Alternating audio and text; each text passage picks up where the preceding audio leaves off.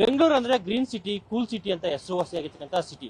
ಈ ಸಿಟಿಗೆ ಸಾವಿರಾರು ಸಂಖ್ಯೆಯಲ್ಲಿ ವಿವಿಧ ರಾಜ್ಯಗಳಿಂದ ವಿದೇಶಗಳಿಂದ ಸಹ ಜನ ಬಂದು ಇಲ್ಲಿ ನೆಲೆಸ್ತಾರೆ. ಆದ್ರೆ ಇತ್ತೀಚೆಗೆ ಬೆಂಗಳೂರಿನ ಡೆವಲಪ್ಮೆಂಟ್ ಏನಿದೆ, ಆ ಡೆವಲಪ್ಮೆಂಟ್ ಗಳಿಗೆ ಸಾಕಷ್ಟು ಜನ ಬೇಸತ್ತಿದ್ದಾರೆ. ನಾವು ನಮ್ಮ ಎದುರುಗಡೆನೆ ನೋಡಬಹುದು, ಗುಂಡಿ ಯಾವ ರೀತಿ ಇದೆ, ಯಾವ ರೀತಿ ಆಕ್ಸಿಡೆಂಟ್ಗಳು ಆಗ್ತದೆ ಬೈಕ್ಗಳು ಅನ್ನೋದನ್ನ ನಾವು ಎದುರುಗಡೆನೆ ನೋಡಬಹುದು.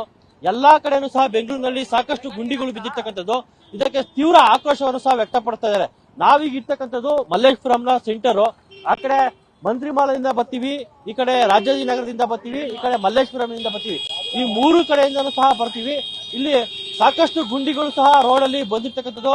ವಾಹನ ಸವಾರರು ಹೋಗೋದಕ್ಕೆ ಪರದಾಡ್ತಾರೆ. ನಾವು ಎದುರುಗಡೆನೆ ಸಹ ಒಂದು ಬೈಕ್ ಆಕ್ಸಿಡೆಂಟ್ ಆಗಿರ್ತಕ್ಕಂಥ ದೃಶ್ಯವನ್ನು ಸಹ ನಾವು ಕಣ್ಣಾರೆ ನಿಮ್ಗೆ ನೋಡಬಹುದು ಇವಾಗ.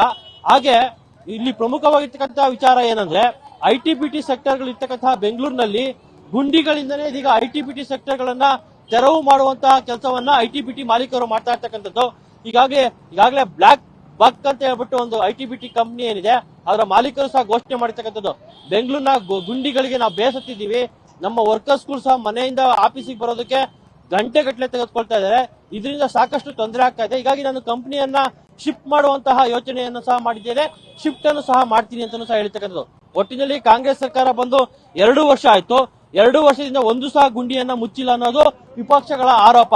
ಒಟ್ಟಿನಲ್ಲಿ ಬೆಂಗಳೂರು ಅಂದ್ರೆ ಗುಂಡಿ ಅಂದ್ರೆ ಬೆಂಗಳೂರು ಅನ್ನೋ ಪರಿಸ್ಥಿತಿ ಇದೀಗ ಎದುರಾಗಿರ್ತಕ್ಕಂಥದ್ದು. ಈ ಗುಂಡಿಗಳಿಗೆ ಯಾವತ್ತು ಮುಕ್ತಿ ಸಿಗುತ್ತೆ ಅನ್ನೋದನ್ನ ನಾವು ಕಾದು ನೋಡಬೇಕಾಗಿದೆ. ಕ್ಯಾಮರಾಮನ್ ಸುಧೀರ್ ಜೊತೆ ರಾಘವೇಂದ್ರ, ಪವರ್ ಟಿವಿ, ಬೆಂಗಳೂರು.